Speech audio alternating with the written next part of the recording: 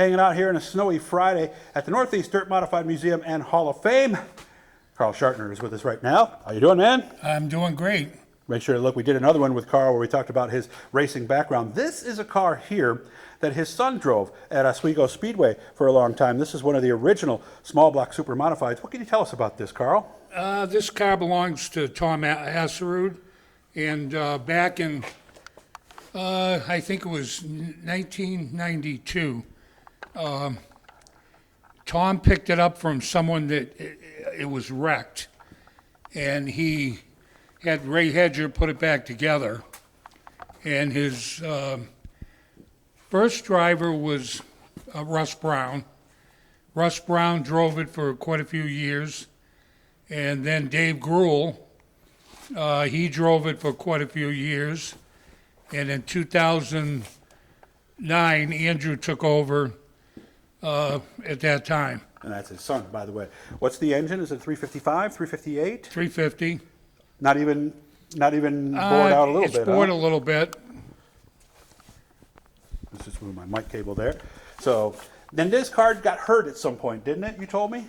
Yeah, it was wrecked really severely, and Tom brought it back with Ray Hedger, and they rebuilt the whole chassis, and from that time on, this was a really great car. This worked very well. Okay. Now, Karl, follow me. We're going to go around to the left side of the car and take a peek into the cockpit here. And again, make sure to look these guys up online. They got a raffle. They're giving away a Bicknell chassis. And that will happen as soon as they sell all the tickets. And of course, if you want to bring your group down here, make sure to look them up on Facebook or send me a message and I'll get you in touch with everybody who you need to go. Is the engine offset? Because it looks it. Is it? It's in the center of the chassis. The driver's offset to the left. Gotcha. So that's why it's playing tricks with me on that one right there. So get a look inside. You see the radiator, got a nice big fan on it. Looks fairly stock, really, when you get down to it, is it?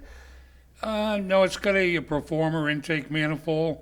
This class with the 350 ran a 2-barrel carburetor. Similar to an open sportsman motor almost, maybe? Yeah, it's open, like the open Sportsman. Okay. Andrew won 2 classics with this, 2011, 2013. And he won 2 races in his rookie year with this in 2009. Okay. And then I get out through the top, right? Right up to Correct. the top here, right? Okay. We're going to look inside the compartment a little bit. We're going to get right down in there. So let me see, what do we got? Water pressure, RPM, oil pressure, and an RPM. We got the recall on the tach there. You see the ignition is right up there at the top. And let's see if we can get down in there and see what it looks like in there. So there's your pedals and everything way down in there. And is this for the radio right here, this part right here? Or is that just how you take the kill wheel? switch. That's a kill switch, okay. How big is the fuel cell? 22 gallons. How different is this than the ones they're running today? Or is it pretty close? I would say pretty much the same. A little bit different technology. Now we're running a 602 crate motor, and that you. And a 4-barrel, obviously. It's now, got right? a 4-barrel on it. And we found that the crate motors are actually working pretty good. Yeah, okay. Is this car ever going to see the racetrack again, do you think? Well, that would be up to Tom Asserud, but it's actually capable to go on the track with a few minor things here and there.